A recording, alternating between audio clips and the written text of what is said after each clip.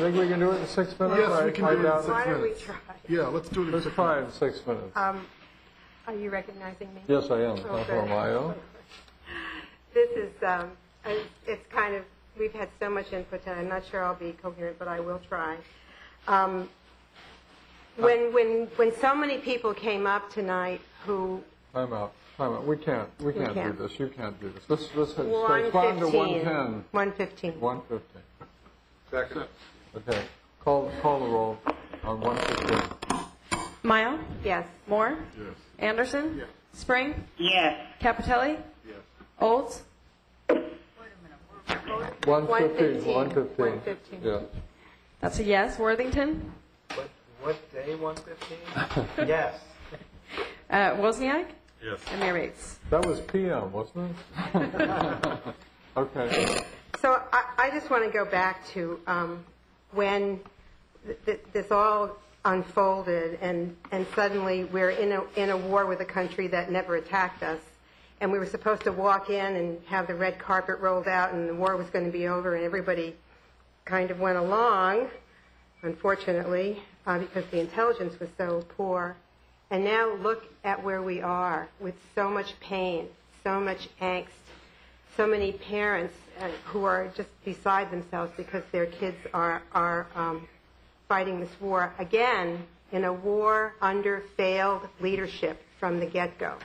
Failed leadership in the beginning, failed leadership in how they carried it out with not enough troops, not enough preparation, failed leadership in how they supervised our troops and the lack of training, the torture issue which came up, the poor veterans programs, medical programs that were just horrendous. You know, when you lift up and you see what was going on in there. And now, what did we hear lately?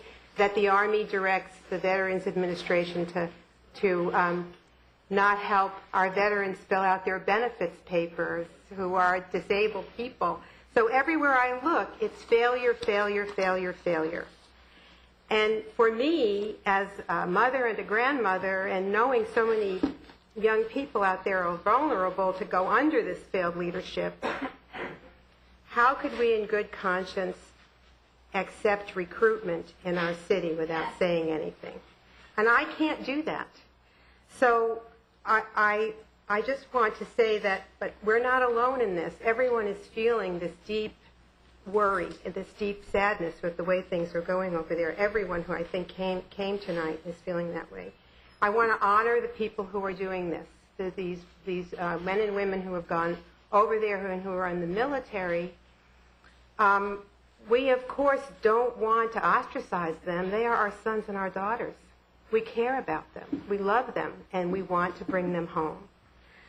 So because we have this badly thought out war, I very much did not support recruitment in my town, within walking distance of my high school, with my young people being vulnerable to what is essentially a propaganda line. Under, again, a very failed leadership in the Bush administration. He's at the top, believe it or not. He's at the top. So I looked at this language. You know, we should have changed, look very closely, much more closely at the language that we passed. But I'm really offended when even people on this dais try to confuse our support for the military with our opposition to recruitment. We oppose recruitment. We don't, in my opinion, I don't oppose the military men and women. Again, they're our sons and our daughters. So let's keep it separate. It's behavior. It's behavior that we oppose, not the people. So with that, I would like to read into the record and make a motion that we accept item 1 of the Olds and Capitelli motion, that we publicly differentiate between the city's documented opposition to the war and respect and support those serving in the armed forces. And then we substitute for item 2, which has that language that was used against us and against our military, because it did not at all represent our sentiments toward our military, that we substitute that with more clear language as follows. Given the confusion about our action on January 29th, a strong statement from us is needed. The city of Berkeley and the citizens of Berkeley are strongly opposed to the war in Iraq. The war has resulted in over 4,000 soldiers killed, tens of thousands wounded in body and spirit, hundreds of soldier suicides and on the rise, millions of Iraqi people killed, injured, and displaced from their homes.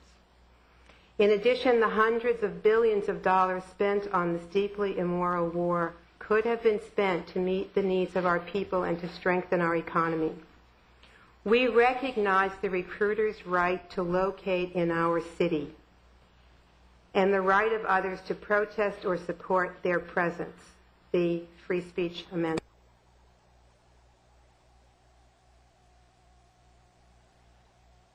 This is KPL.